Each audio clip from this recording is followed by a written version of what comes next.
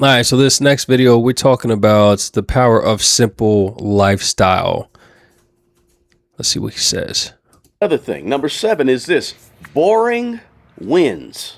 When it's all said and done, just doing the right, boring, simple things in life and with money, in the long run, is going to get you further ahead. People don't really understand the power of discipline over time. A disciplined routine for 10 straight years or 15 or 20 straight years, that's going to outperform any type of motivation or any type of hyped up. That's going to outperform getting hyped.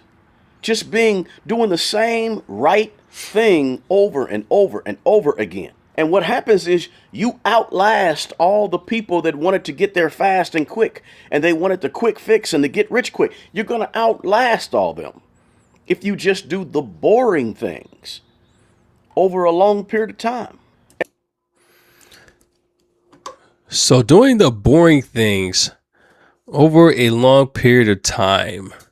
Is consistency sexy in your generation? I don't know why it said sexy. I don't know. or does it feel like a trap?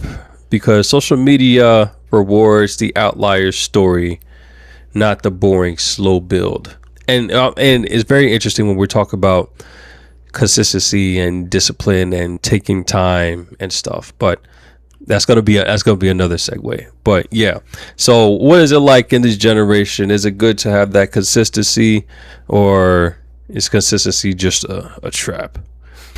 Man, it really depends on what category of life we're talking about, right? Mm-hmm. Because consistency as let's say like as a grown man, as a masculine trait, if you see or know somebody's consistent, that's very attractive if you're in the position of, let's say, a hiring manager, and you're seeing the attributes of not a client but a prospect, and based on their history you can tell that they have been consistent.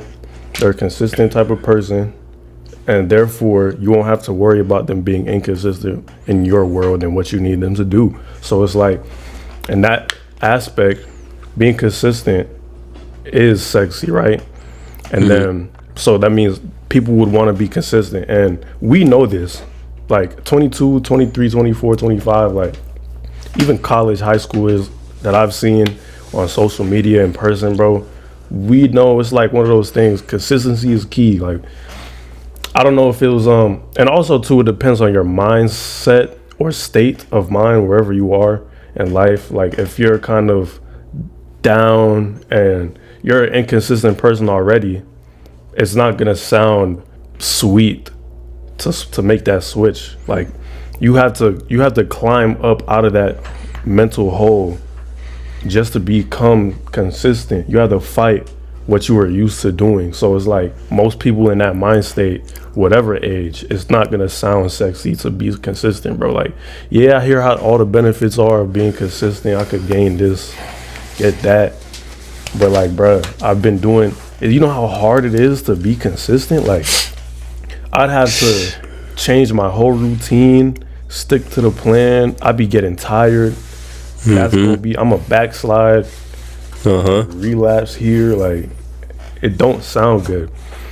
But when you are consistent, or you're in a mind state where you're willing to engage in that, accept that as a reality, and work on yourself, consistency is great, bro. Yeah, I feel that. I mean, that's the real only way that you could really build and be effective. One thing that Junior said to what he always was telling me, like back when I first got married, I was working out, then he used to live over here in Stone Mountain as well, was that when it comes to working out, it gotta be building up that consistency with the body, as opposed to sitting here thinking that, oh, you need to just pump out heavy with these with these benches and these squats and like these leg presses and stuff like that, and just ODing on protein shake and creatine and all that stuff. Like, it's really just building that consistency with the body, the being able to do more with less effort. And that's how you really build that real strength in the body. And just like with, just with anything, once you continue to have consistency in what you're doing, not necessarily a routine, because your body doesn't grow with routines. It just gets used to whatever it is that it's doing. But having that consistency in the strategy that you're working with, that's how you continuously get better 1% every day. I know with YouTube, that's probably one of the very few things that's been consistent for me for the past couple years. There's always something that I'm doing or something that I'm taking part in that always ends up falling off. YouTube has been consistent. Playing the bass has been consistent. My faith has been consistent. And my marriage. But but that consistency is also dependent on me and having that discipline to keep on working at it. One thing that and this is the segue that I was going to say, one thing that I realized with a lot of people in this generation is that the idea of a build up seems to, I guess, be boring and take too long, because it seems like a lot of times, especially like when I'm talking about like when I'm talking to younger generations and they're watching videos, they're mainly watching TikToks, they're mainly watching shorts. They're not really watching long form videos anymore. And I'm like, or at least they just don't. I know like most of the people that are watching my videos are usually on the older side. They're not like young generation type stuff.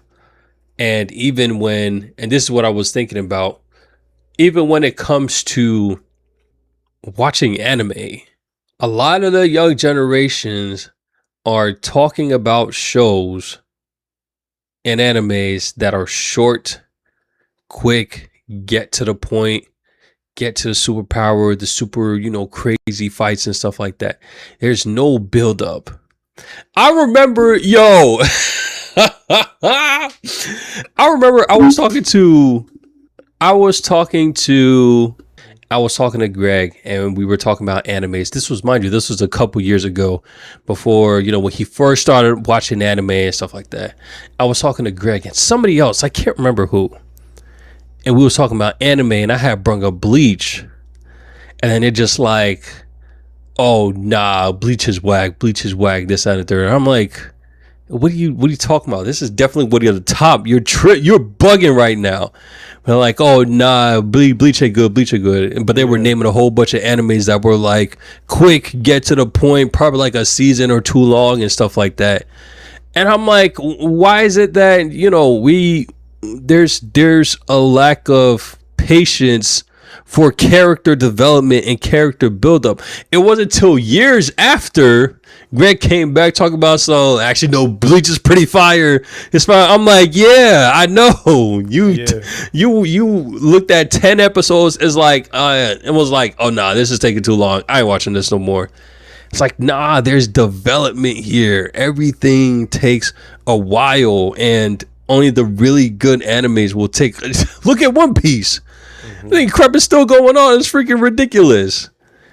Yeah, no, I think it's been out for a minute. I heard somebody say it's gonna take 2 years of your life to finish. Bro, start to finish, bro. Start to finish. You have to stop doing everything. Yeah. And just watch that thing. And I ain't got the time to do it. And it sucks because I really want to get into it, but I feel like I have to start all over, and that's something I'm just not gonna do. But it's just, I don't know. It's just interesting that with the newer generation, there's a lack of patience. Does social media cause that? 100%, bro. Dang, that's tragic. At first, I was gonna say maybe that's a child thing, right? But since you're saying it's a new generation, I'm assuming kids back like 10, 20 years ago they didn't have short attention spans, so they were able to watch more long form content or do things that had a build up. We had no choice. Yeah. Now that you mentioned, we had no choice. I remember, was it something had came up? It was talking about Cartoon Network. and Samurai Jack. And I remember Friday afternoons is like 6 o'clock, and I'm getting home from school, making sure I finish my homework so that I could watch Samurai Jack. And like, there was even somebody had put on IG how back in the old days you had to watch the episode and wait till commercials came up and then run to the bathroom and hurry up and run back before the show came back on. We had no choice. But after this whole streaming business going on, and now people are able to just go and watch, like, people don't even watch the intros anymore, and I'm like, yo, some of these shows got some fire intros, but they just be skipping through them. But like, yeah, just being able to just like cut up certain parts, watch things quickly in bulk, and just like decide which episode you're gonna watch. We couldn't do that, so we were forced to sit and watch. We had no, if it was a show that was interesting, we were forced to watch the whole thing and know all the episodes, where people are like, oh yeah, there's this arc that happened in this anime, but you can skip it. Well, I ain't had that chance. Well, I didn't have, but yeah, I didn't have that chance. If there was a new episode, then I was forced to watch it until it got onto YouTube. And then I was able to skip. But even at that point, I was like, I mean, this could be some interesting, plot twist type stuff, which some of them were, some of them weren't. But yeah, I really think social media and the whole streaming environment has caused the new generation to not appreciate the buildup and the work. I think the same thing goes like in part with video games.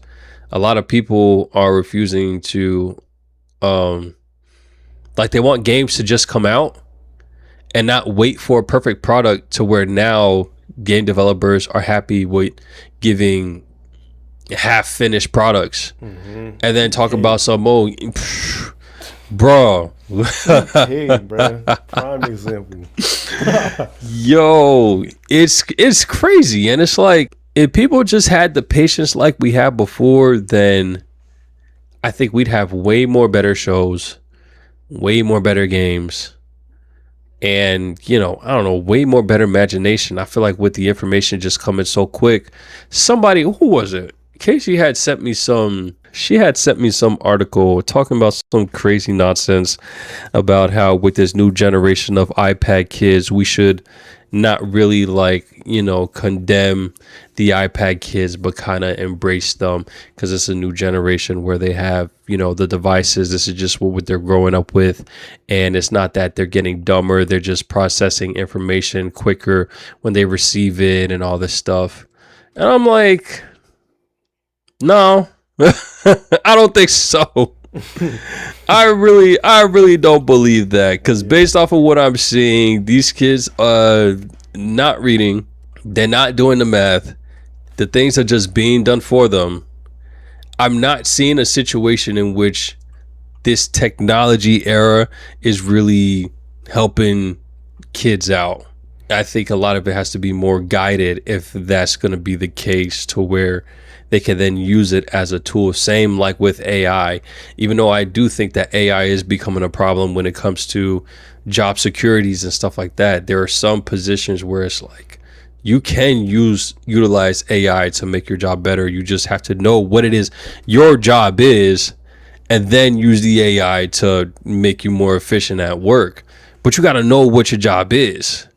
And I think with this new generation that's coming up, they're too reliant on AI to where they don't even know, they can't function without it. And that to me is a problem. It's like the quickness, the quick fix that they're trying to get, and not the prolonged, boring, gain to understand, whatever it is, a topic or situation that you have at hand.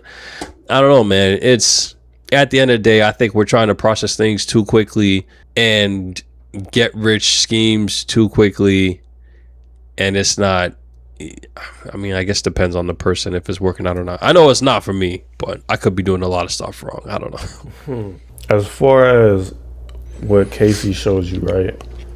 And the idea of whether or not iPad kid or technology advancement is a new norm or the death of a society. I think there needs to be, I think it's somewhere in the middle of both of those ideas, right? I agree with you on a lot of those, on your points about how it's killing the generation, right? And hindering them from acquiring basic skills like reading, math, numbers, stuff like that. But I also remember making a statement where it's like, okay, something's changing and the culture is going towards a shift that nobody can stop.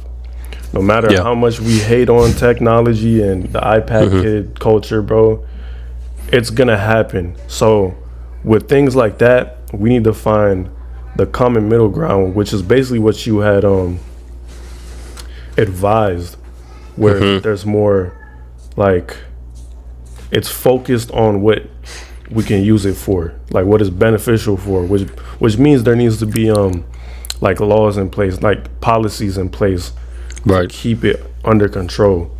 Because if we just go straight and be like, oh, it is what it is, they could just do whatever type thing, it's gonna crash. It's definitely gonna crash. But if we use it to our advantage and just realize, okay, it's gonna happen, but we want to make it happen this way, you know what I'm saying? Then I don't think the generation will be cooked. But what I think happened is that they just let it be. Like the whole culture of iPad kid honestly came from most millennials that had children. And maybe some older Gen Zs. I don't know about the Gen Zs as much because most Gen Zs people they're kind of against the kids growing up on iPads because they kind of had to deal with those kids. But they just let their kids have the iPad without thought of how don't even know what they watch on the iPad. Like no cap.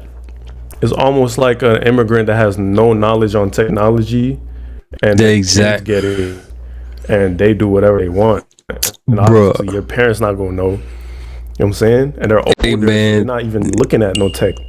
That deserves an explosion right there, cause that's a bar right there, man. It's